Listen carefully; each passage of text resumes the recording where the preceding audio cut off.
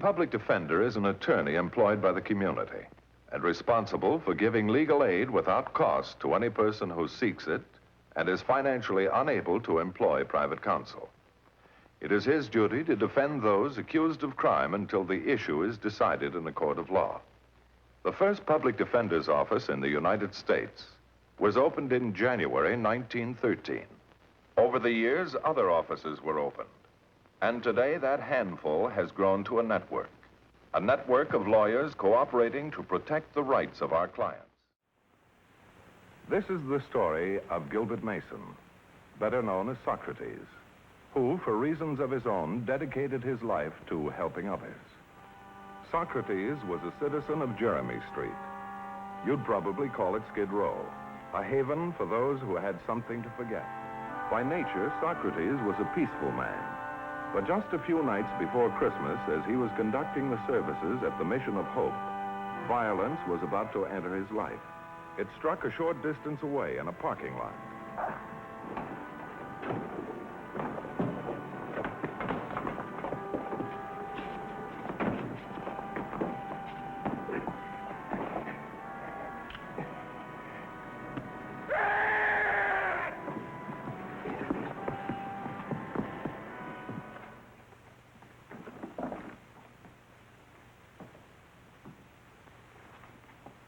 Charles, you finish the tree. I want to talk to Dolly. Dolly, where have you been keeping yourself? I haven't seen you in a long time. I've got some lambs, too, out in the back. Can I fix your plate? Oh, no, thanks, Socrates. Just want to talk to you a minute. Oh, well, sit down, son. Sit down. Now then, what's on your mind? Well, I've been thinking a lot about what you've been drumming at me lately. Oh, you mean about leaving Jeremy Street? Mm-hmm. And what have you decided? Well, for one thing, I'm kind of scared. You know, there's more to leaving the street than just walking uptown. The world's nothing to be frightened about, son. It's just full of people like yourself. Now, you don't really believe that. One man did. Over 2,000 years ago, old Socrates said, no evil can happen to a good man, either in life or after death. Yeah, but he never lived on Jeremy Street. That's why I want you to get out, son. Don't stay here. Don't waste all the years before you. I'm not. I'm leaving town tomorrow morning. Oh, why didn't you tell me? You'll never regret this, son. Well, that's not what Marcy said. Marcy? Yeah, I went over there this evening, just say goodbye. How did she take it? Pretty sore. Said a bum like me keeps tumbling back to the street sooner or later. Marcy's been selling cheap hash down here so long, she's forgotten there's a decent way of life. You know, you're the only guy who ever cared whether I was living or dead. I won't forget you. Thank you. Hello, Socrates. Your name Doug Martin? That's right. You're under arrest. Arrest? What for? A man was knifed and robbed. Well, what's that got to do with me? We got a witness that says you did it. A witness? Who? Why, there must be some mistake. He was with Marcy Craig all evening. You can check on it. That's right. That's real interesting. Especially since Miss Craig's the one that blew the whistle on him. Let's go.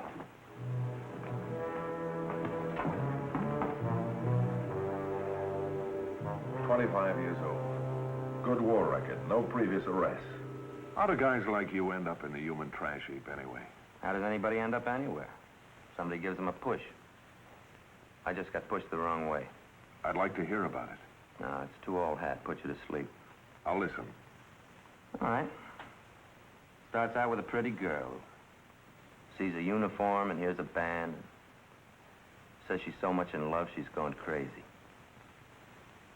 I believed her and I got married. Then came a big day. The day I came home. But since I'd been away, there'd been a lot of bands.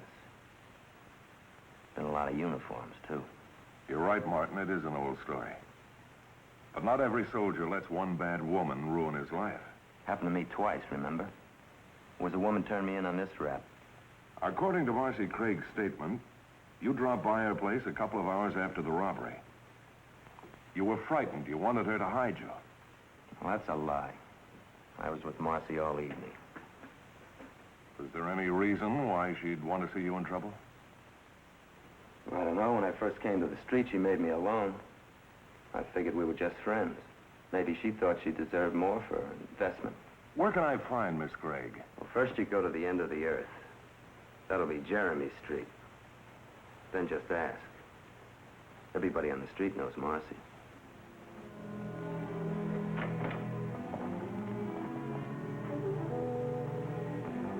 Mr. Matthews, there's a man down there who made me want to try all over again. I still want to try. Socrates? Do you know him? A lot of people do. I wonder if you believe him, too. Believe what, Martin? What Socrates says. That no evil can happen to a good man. Socrates was a very wise man.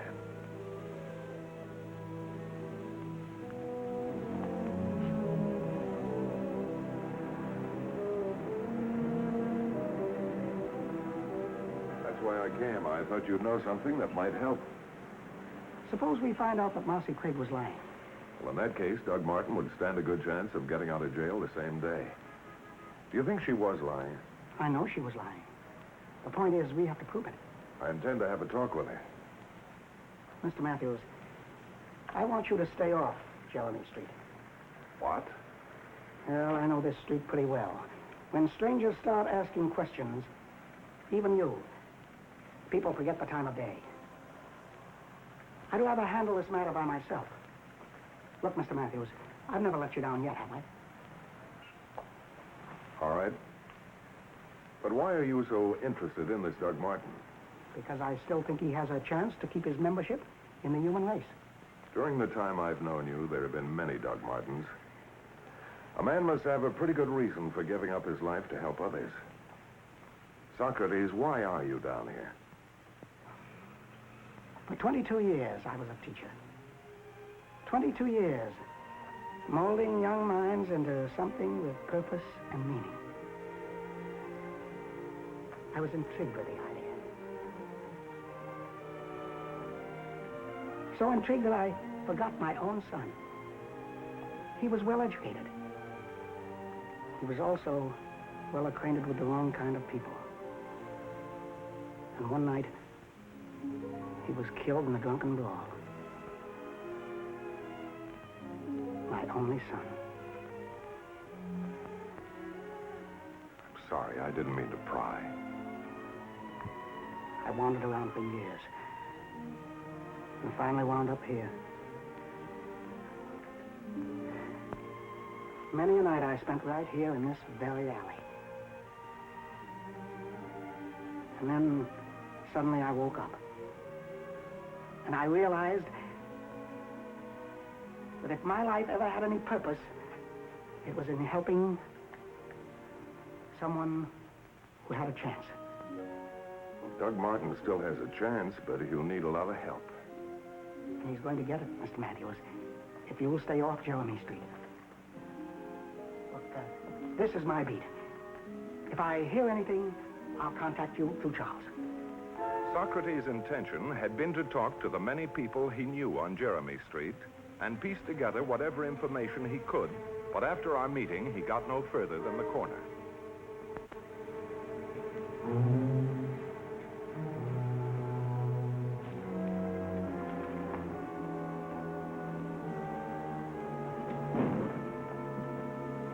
Joe, I was coming out of Marcy's when I seen him talking to a guy. What's so special about that? There was something special about the guy. He's a public defender.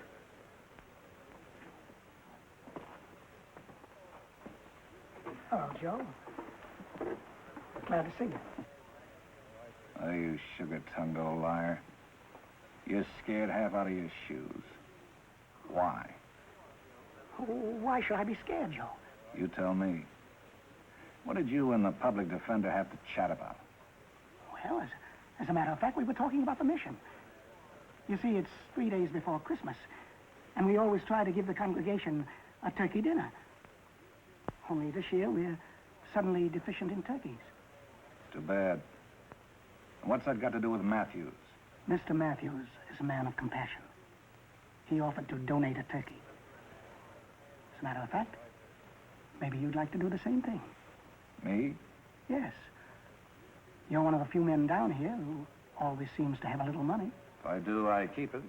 Well, then I guess a few of our congregation will have to have a turkey dinner of beans and soup. It's too bad. If only... Only what? If only Mr. Corley hadn't been hurt in that holdup. You see, he always donated several turkeys. And put the bite on Doug Martin. He's supposed to have Corley's money. Maybe. What do you mean, maybe? Regarding Mr. Corley's money, there are several people down here, Joe, whom the police wouldn't think was above suspicion, including yourself. Not me. When it happened, I was with a lady. What lady? That's none of your business. I'm sorry, Joe. And now, if you don't mind, there's still a matter of those turkeys. Sure, you can go. Socrates. On second thought, put me down for a turkey. But stay away from cops and lawyers. Thank you, Joe. Thank you very much. Joe Kelly had mentioned that he had been with a lady that night. Socrates had no doubt who she was.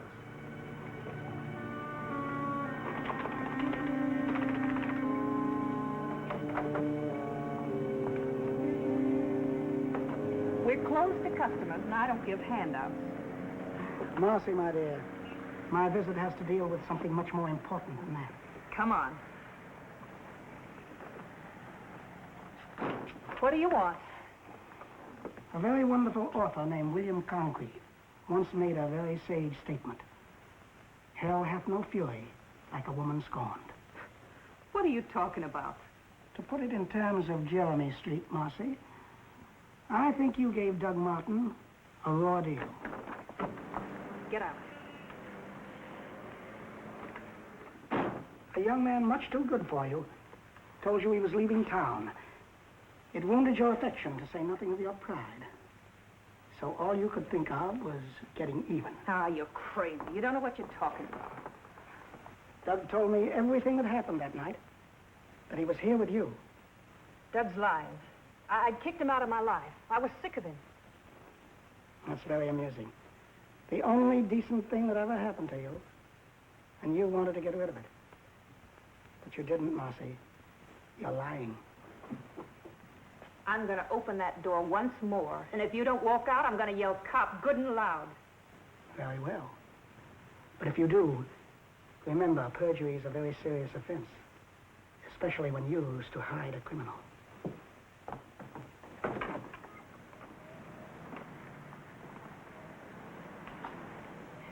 You're an old man, and one of these days you're going to drop dead. Don't rush it. Maybe you're right, Margie. I'm sorry if I made you nervous. Good night.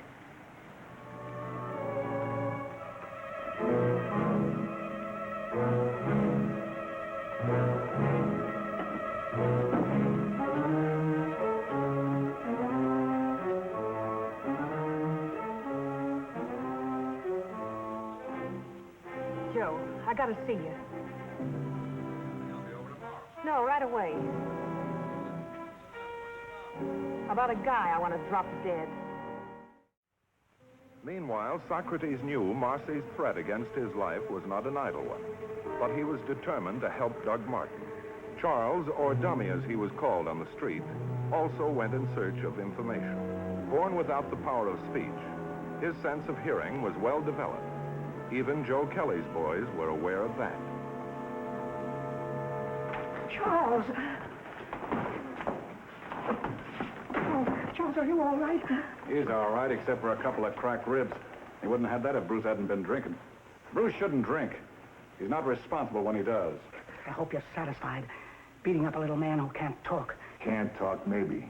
But he's got ears. Big, long ears. If I catch him again trying to listen in, I'll give him a heap more. Why was the dummy listening? When a man can't talk, he has little choice but to listen. Then give him some advice. People on Jeremy Street get nervous easy. Tell him to stick to the mission. It might save his life. Oh, that advice might not look bad on you.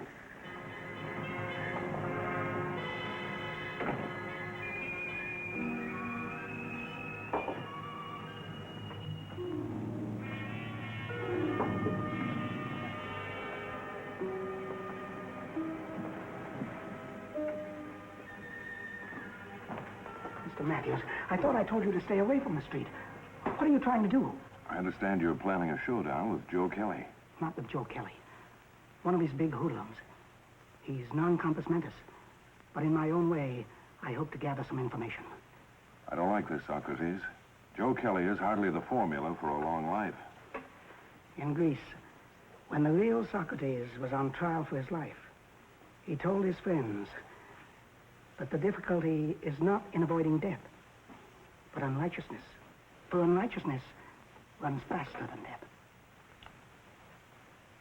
You know, during the past 12 years, we've developed quite a friendship. Don't let a hoodlum break it up. Take care of yourself, will you? I'll try. If I get any information, I'll contact you through Charles. Neither one of us can waste any time, Socrates. The man Doug is accused of stabbing died tonight. Now the charge against Doug is murder.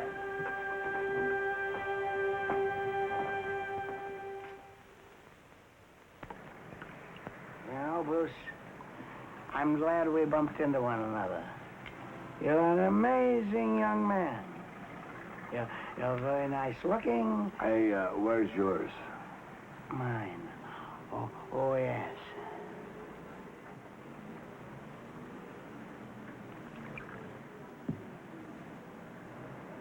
You're very smart sometimes, and other times you're very dumb. What do you mean, dumb? You know, you punished Charles rather severely for listening to other people's conversation. Would you like to hear some of the things he heard? Yeah. They say the trick was done by one of Joe Kelly's boys. In other words, Bruce, you. Me? Yeah. And it's only a question of time before the police will hear about this. They're nuts. There's some logic to their reasoning, though. They say the trick was done with a long knife. You know, you carry rather a long knife yourself.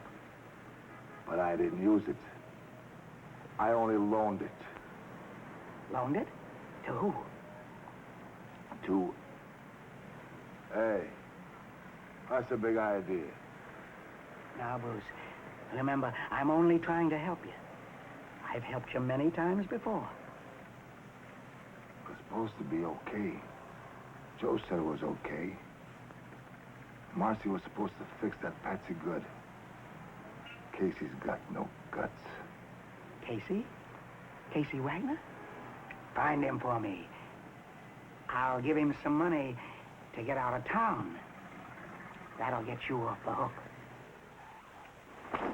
You stupid drunk. I want the truth. Why'd you go looking for Casey? He says I gotta leave town.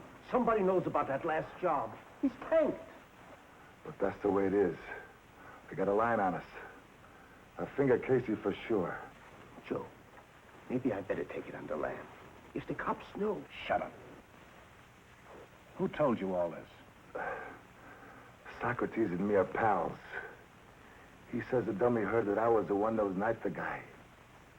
And you told him about Casey? But he wants to help. As soon as Casey shows up, he gets the money to blow town. Guess we better deliver Casey like he asked. Joe, you don't mean you're gonna... Forget it. Nobody's leaving the street, except Socrates. And while none of us has garnered the physical riches of this world, we can all be sure to take hold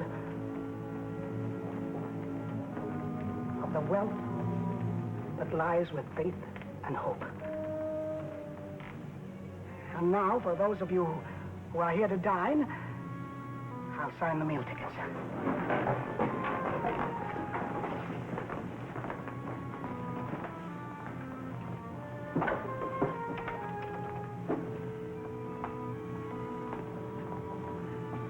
Charles, you first.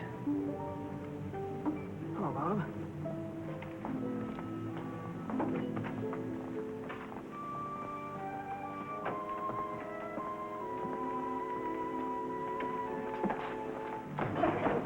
Understand you wanted to meet meet Casey. Okay. Mr. Casey, Mr. Socrates. Joe said you tried to make a fool out of me. Easy, Bruce. This is something between Casey and Socrates. You shouldn't try to make a fool out of me. I told you this was between Casey and Socrates. For all, it's Casey's neck if the old man talks. Don't forget my men saw you here with me tonight. You'll be arrested. They gotta find you first. You're right, Joe. You're always right where a knife or a gun is concerned. That's because you're a man of violence. But you'll destroy yourself someday. Men like you usually do. Make it fast. I'll start the car.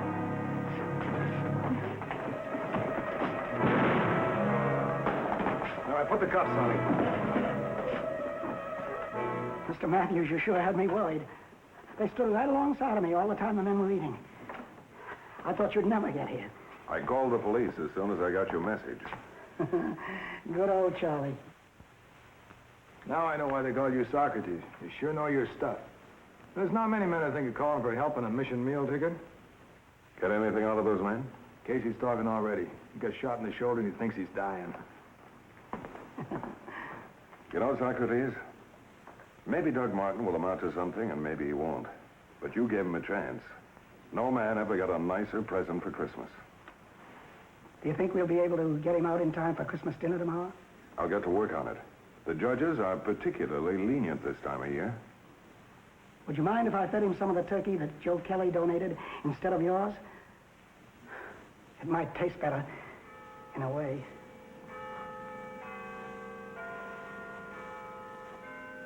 Merry Christmas, Socrates. Merry Christmas to you, Mr. Matthews.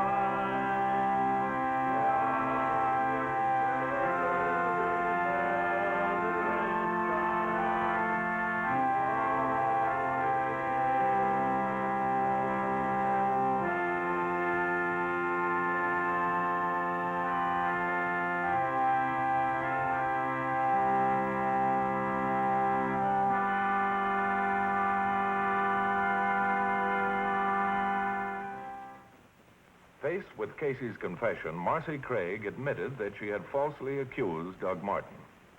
Casey was convicted of murder. Marcy, Joe Kelly, and Bruce Sherman were sent to prison for their part in the crime. As for Doug Martin, he kept his promise to leave Jeremy Street, but not Socrates. He'll always be there, waiting for the other Doug Martins who'll find their way to the street. The case you have just seen was brought to a fair and just conclusion through the efforts of a public defender. Tonight, Philip Morris salutes Public Defender Harry Hammond, Siskiyou County, Wairika, California, and his staff for outstanding achievement in the cause of justice.